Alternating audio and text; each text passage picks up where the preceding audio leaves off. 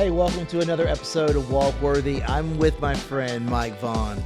Hey, how are you doing? So good. So glad that you're here. Yeah. And you're the director of Bethesda Workshops. Is that Yes. correct? Would you just share with the audience what work do you guys do and how long have you been doing that? Yeah, so at Bethesda Workshops, we do basically 4-day intensive workshops for all things related to sex addiction recovery, right? Yeah. So we work with male and female sex addicts. We work with the partners of addicts because, of course, that's part of the process. We work with couples, and we also work with teens, which... unfortunately, in our country, really, there's I think not enough resourcing around the teens, Yeah. and we know that's a growing area. So we do teens, and then we do trauma work as well. And I would say just thinking about teens and, average age of exposure drifting from 11 as young to Down. 8 and sometimes even younger than that, and what that does to the brain. Yeah. That's really setting up someone just to kind of frame how dangerous it is for a child to see. It really distorts what they see intimacy to be. It impacts that part of the brain, the prefrontal cortex that, regulates emotions, Yes. deals with even impulse control.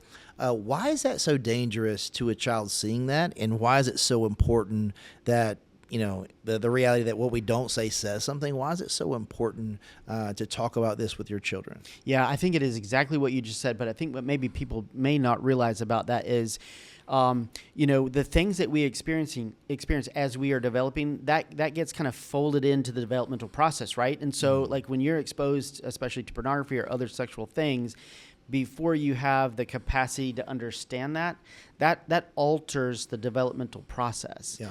And I think it's kind of insidious, right? Because it alters it in such a way that potentially for some, it makes them yearn and long for that thing more. Yeah. And so you get this distortion, right? It's kind of, we know it's pornography especially, but all forms of kind of sexual addiction is a shadow of true intimacy. Yeah. Like God created us.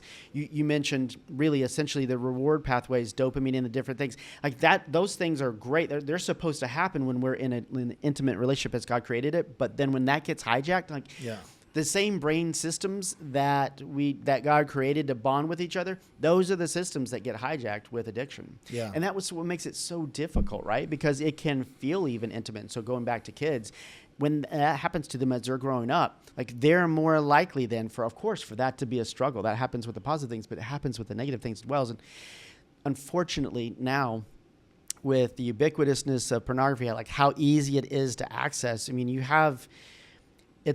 it's a drug. The drug is created in your own brain, and all you have to do is click the mouse. And there's just so much that I think is hard about that. But the good news about that is the brain has a lot of plasticity, right? Yeah. So yes, if it starts early, that's problematic. But the great news is actually that can be undone, though. Yeah. And I love that, neuroscience is pointed to that, and the Bible is always pointed to that, right? Yeah. Romans 12:2, that metamorphosis that needs to happen in each of us as we reject sin and choose Christ and we're conformed to his image. But I'm just thinking, AI. Yeah. As we already see things like, cookies where, if you're someone that clicks a button that says yes to cookies, that yes is pre-selected. And what you're saying yes to is, yes, you can extract my information. You can study me. You can study the personal elements of my life and then advertise to me things that I might not say I want, but they kind of look interesting, to me. In the same way, the algorithm and AI, it's studying the patterns that I choose. Yeah. And AI is, regarding pornography, it's making what is presumably, interesting to me. Well, it's going a step deeper and a step darker, and I find myself having an appetite for something I never would have even thought of conceptually. Would you speak to how dangerous that is, and how in the world do we help someone heal if they have a relationship like what we're seeing now? There's people that has a relationship with an AI chatbot to the extent where they're willing to leave their marriage from that. Like, how does that happen, and what do we do? Yeah, well, you know what, you made me think. First of all, I need to stop clicking accept all cookies every time it comes across my. Okay, that's my first thought. My second thought is, it's engineered. It's Yeah. engineered, right? And so, we have engineered food, but we also have AI especially, and then of course with pornography and other forms like that, it's all engineered. And so our brains, as God designed them, we are supposed to take note of like things that are rewarding.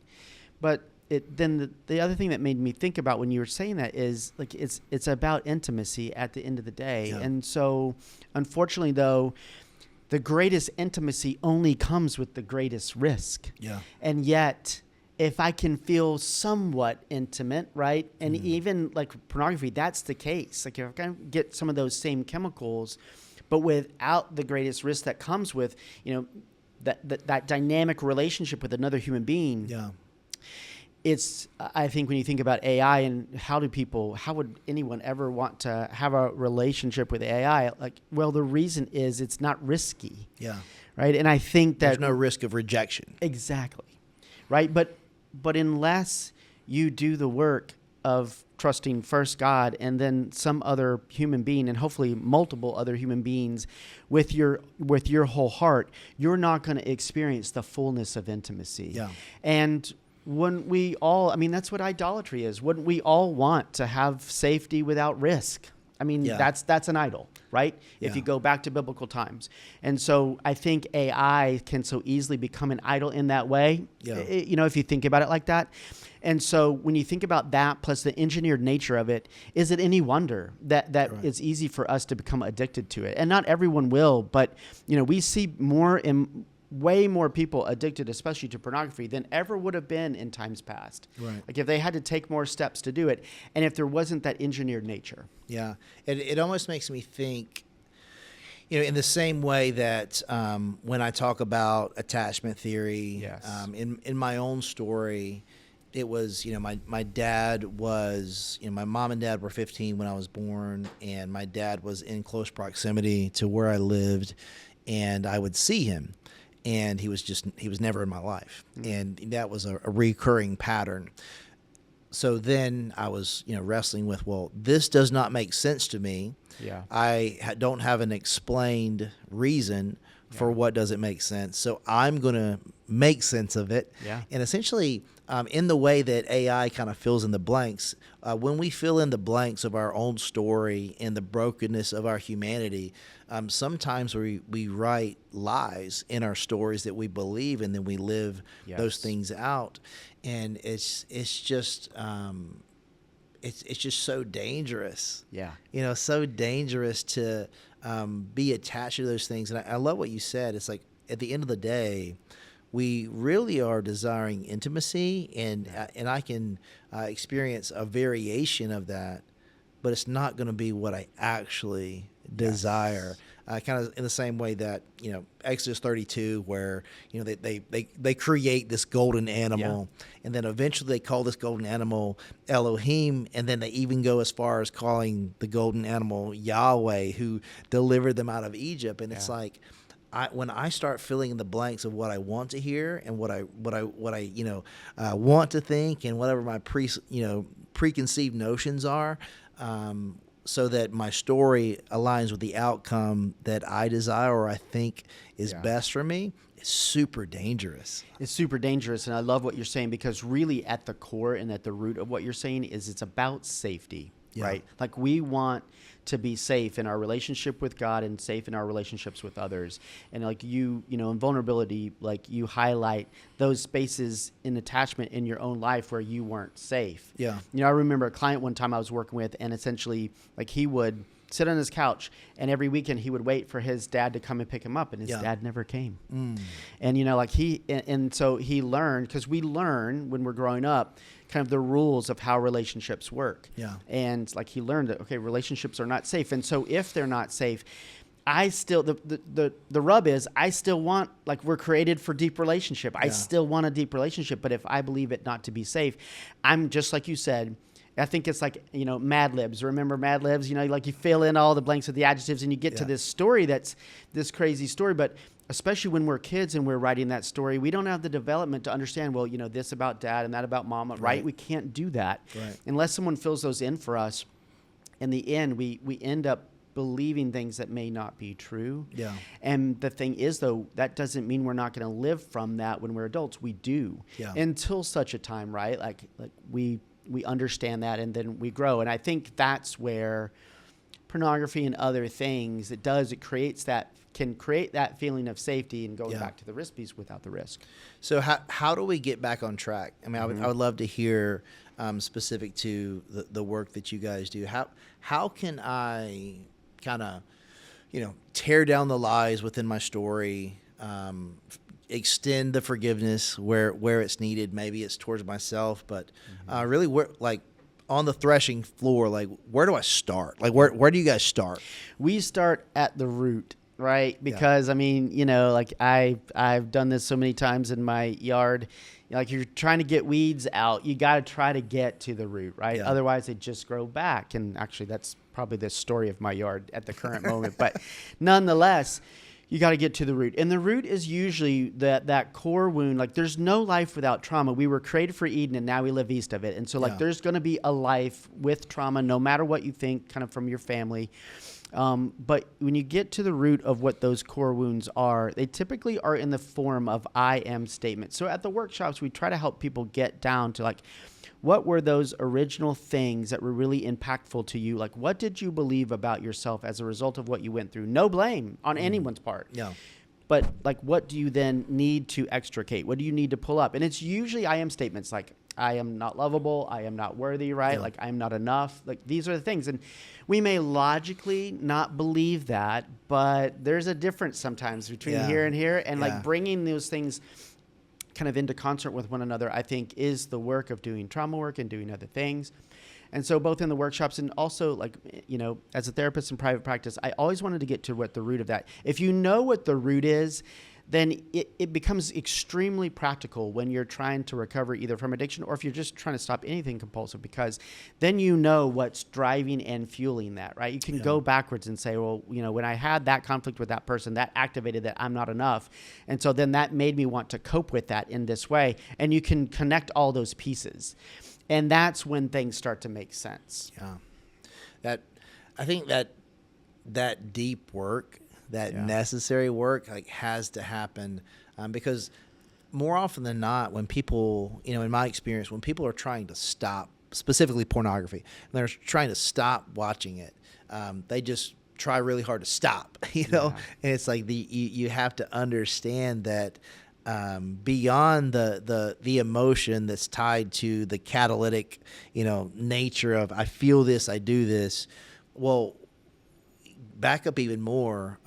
When was it that I was lonely? Yes. That maybe something happened. Maybe, someone said something. Maybe I did something. Maybe something was done to me. Maybe I was longing for something that theoretically I should have had, but I didn't. What does that look like? Like, how do you figure that out? Maybe I do need to be in an intensive and go through this and work through this, but how can someone just, like, start that on their own? Like, what do I seek a friend out? Do I seek a pastor out?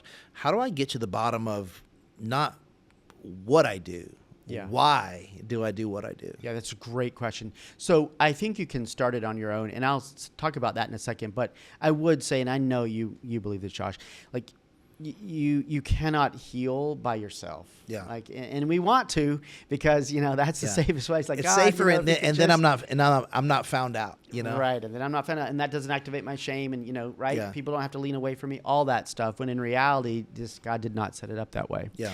And so I think we have to engage other people in that. Maybe you start, I like to start with the lowest hanging fruit. Like, so if you have a good friend that's a safe person, maybe start there.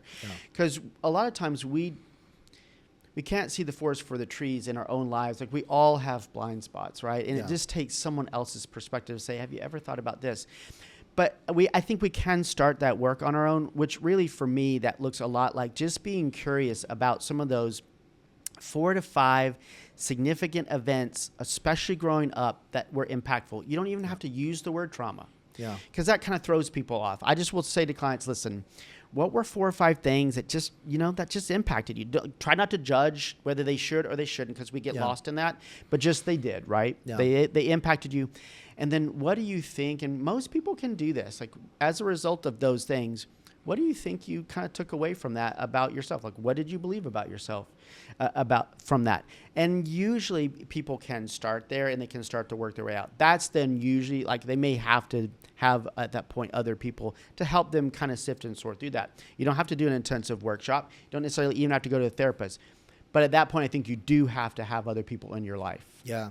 And I would say what I personally wrestled with that it took 2 years of counseling to figure out was when I'm not willing to, like, truly own that, yes, there was something that was bruising or catalytic in the way that I saw myself, it still was me making the decision. And specifically what I mean is I blamed my dad not being in my life for the reasoning I made, the multitude of bad decisions I made. So how is it that I need to own part of my story? Because it's in my victim mentality, I actually stay stuck where I am, even if I believe that I'm making progress forward. Yeah, I think what's important to say about that is the reason often that we do that is because even though that's emotionally hard, right? Yeah. Especially like if you're blaming parents or something, it's even harder to then take that next step and say, yes, this impacted me, but I have continued to, like, choose this path. Yeah. And that's even not as hard as, but wait a minute, let me actually touch that wound that hurts a lot, because anything other than that, I will probably choose rather than going back to that place. And you know this, like, you did that work. Yeah. It's hard work to do that. Yeah. And I think people often, sometimes too, they go the other way where they will minimize the impact of what did occur to them. Yeah. And sometimes they'll even, not only about their choices, which we have to take responsibility for our choices, but like they will minimize that and then have too much blame of self. Yeah. When you really, the first kind of step in this process, you have to be real and honest. You don't have to blame parents. Yeah. But you do have to be honest about the impact of adults' choices in your life growing up. Yeah, I think, we're not to get like too old, like we're all over the place a little bit. Just the stuff that I'm thinking, but I'm also thinking about when I think about me wanting justice. Yeah. Like it kind of goes hand in hand with forgiveness in that I'm willing to forgive the person who was, who had wronged me or didn't show up when they were supposed to. But I think what I get crippled by is like my desire to have autonomy or my desire to control the outcome, meaning that I will forgive, like going back to my dad, I will forgive if he chooses to be my dad and be a great grandfather to my children. Yeah. That makes it significantly easier for me to forgive him. So my forgiveness is contingent to an outcome. It's that thinking that it's instead of it being even if, it's only if. Yes. And that keeps you paralyzed and just again, like that fatherlessness aspect, it's such a great predictor of all the cultural like detriments that we see specifically in men. How do we unearth that? How do we figure that out? I'm sure that's something that it's not the first time you heard, fatherlessness being catalytic in some kind of unwanted sexual behavior. How do we get to the root of that? Is it just us seeing that we have a good Father in heaven and us forgiving because of that, or is it more complicated than that? I don't think it's more complicated, but I think there's another layer, which is absolutely, right? Like we do have a good Father in heaven who was always and still is and will always be our Father. The thing about God, though, is in my experience, he never leaves it just to that. Yeah. He always, again, my experience, he always puts kind of fathers in our lives to Yeah. help us if we are willing to accept it, or even sometimes if we're willing to acknowledge that that's what it is. Yeah. I think we can sometimes miss that. Like God's, sure, is God enough? Yes, but actually in the way he created it, no, like he didn't create it that way. Yeah. Like it was he and Adam in the garden, but he created Eve, right? And so I just believe that God, fathers and mothers, that God puts people in our lives to Yeah. help with that process, because God created us. He knows what we need for healing.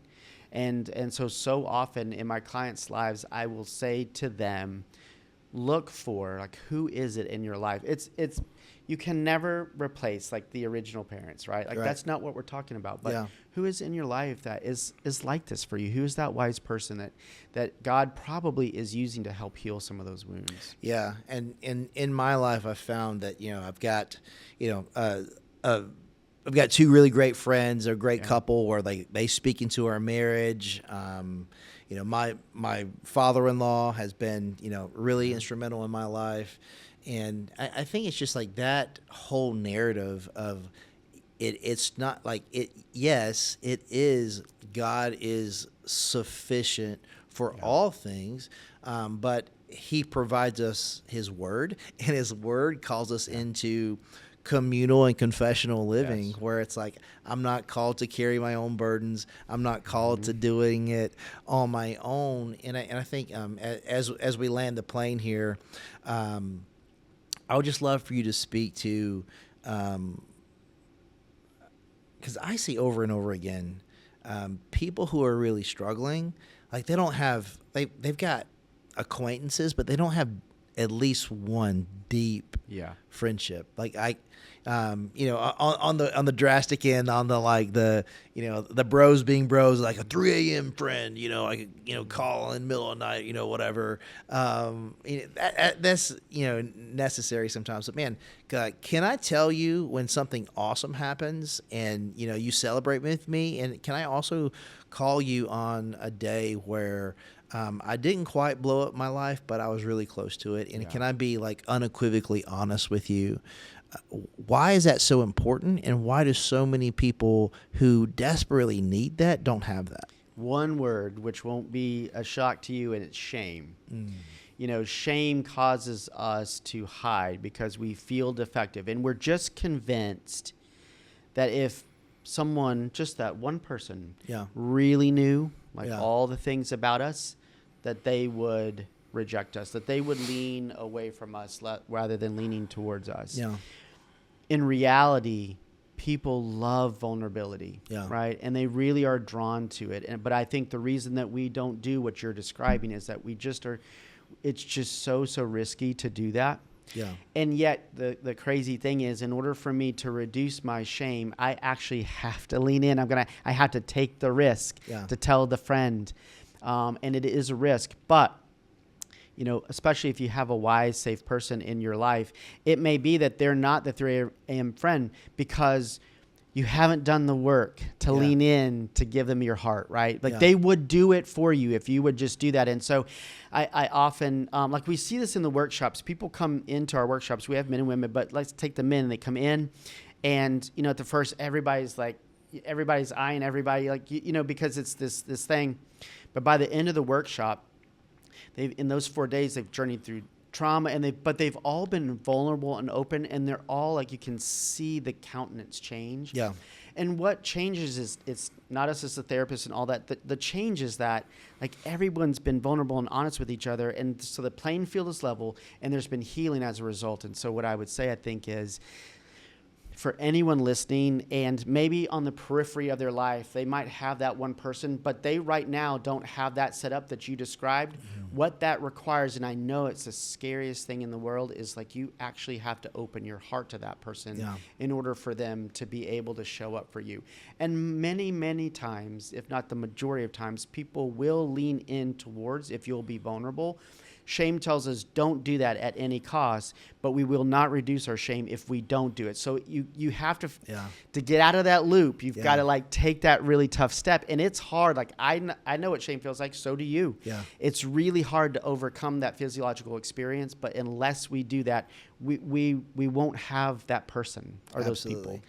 Since you guys work with women also, a really interesting to me, I didn't really see this coming, but one of the most frequent questions that I get from women is that there is a high correlation of body dysphoria and eating addiction or an eating disorder that kind of goes hand in hand with pornography addiction. Yeah.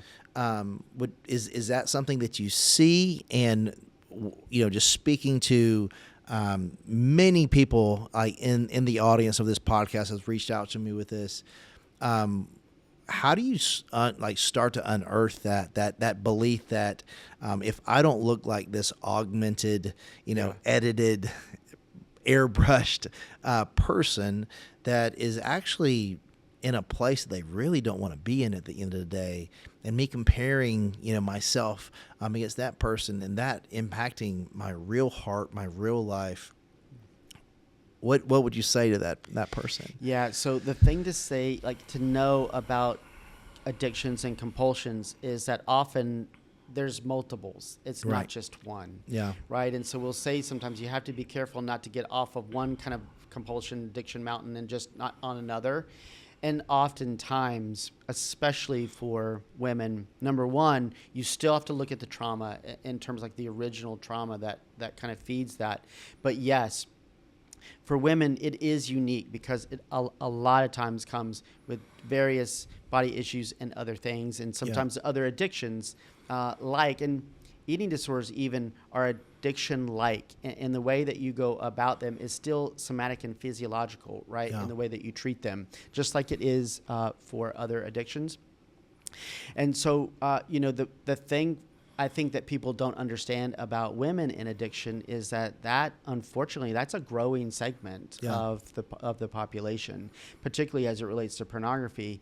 And people sometimes are really surprised, 40%, right, of women are occasionally at least looking at pornography.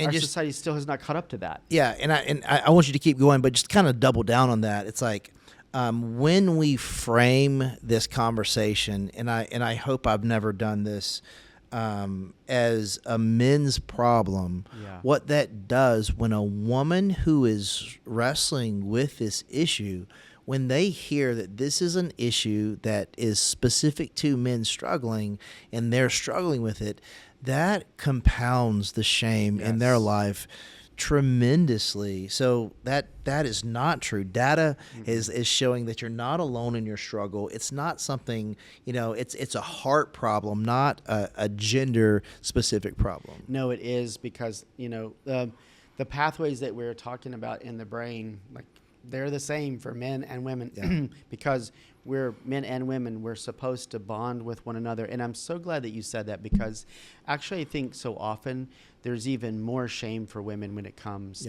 to addiction, sex addiction, for all the reasons that you listed.